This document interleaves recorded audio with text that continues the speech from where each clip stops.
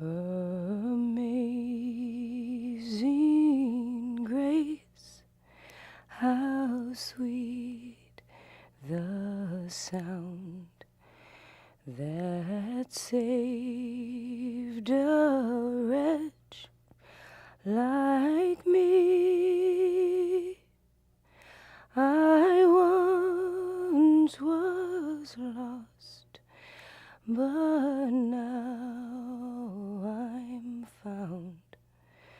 Was blind, but now I see.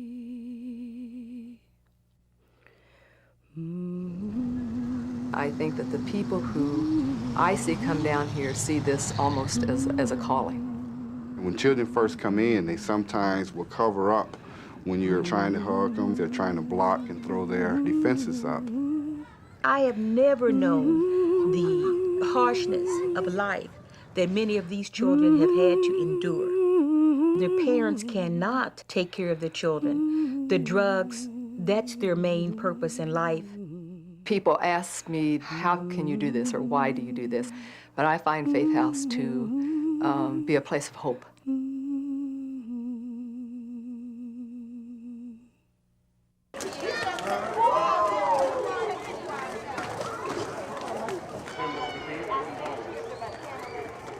Faith House is a home that's for normalization of the child rather than an institution. The children are here so they can be provided with a safe, secure environment with love, nurturing, medical care, good food, and just a big home-like setting. I know a girl, her name is Susie. When the children first come in here, part of my job is to start to case manage and also start to identify the children's needs. And part of that is done through what is called play therapy.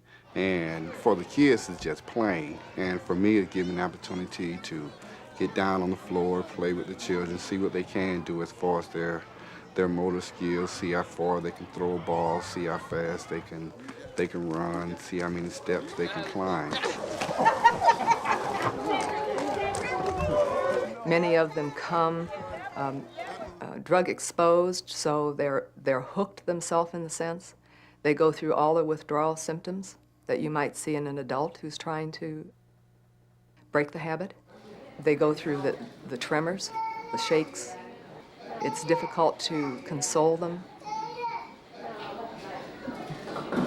75 or 80% of our children, if the problems are addressed early, would not have long-range problems. If you do an early intervention prior to the age 5, the children can enter into school and can be successful. What color is this? The staffing pattern is a 1-to-4 ratio, and what we try to do is keep that same staff with that child day after day to provide that continuity. But the children, they have a special person here. Every child is special to someone, whether it's a staff person or volunteer, every child is special. Jingle bell, jingle all the way. When we started 4 years ago, we started with 12 children and 12 employees. At that time, we knew that was just the tip of a vast iceberg. Today, 4 years later, the problem is not any better. So with expansion, we will be able to take care of more children. Our capacity at our new home will be for 54 children.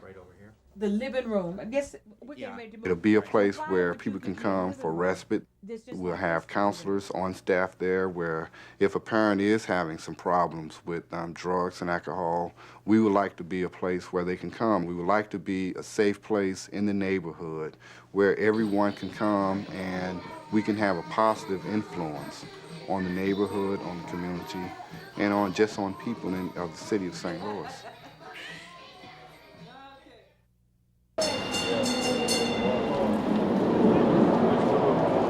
What is that one? Yeah. Let's get this one back here.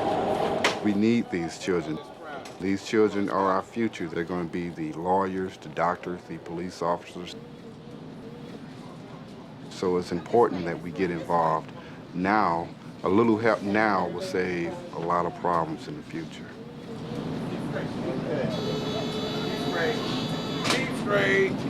We are a mobile society.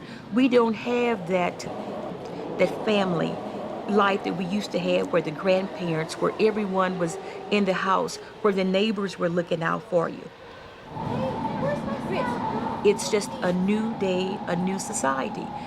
I don't think that we would ever go back to the way it was when I was growing up. But we will just have to really try and instill in this generation values and morals.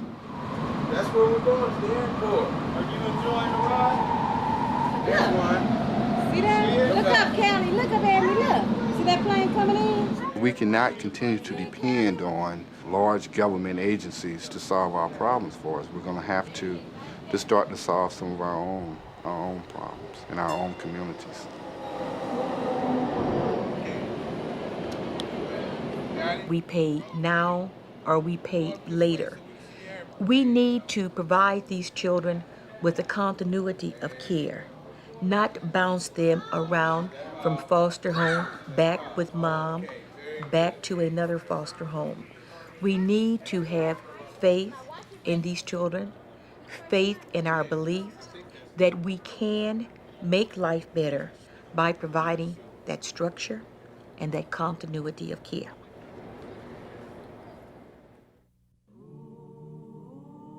Having those children in our home has taught our own children more about the importance of being good parents and the importance of the family structure than anything I think that my husband and I could ever have told them.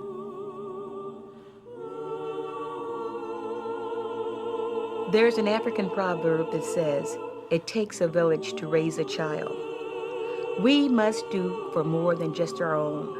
We must become the parents, the grandparents, the aunts, the uncles to the children in our community.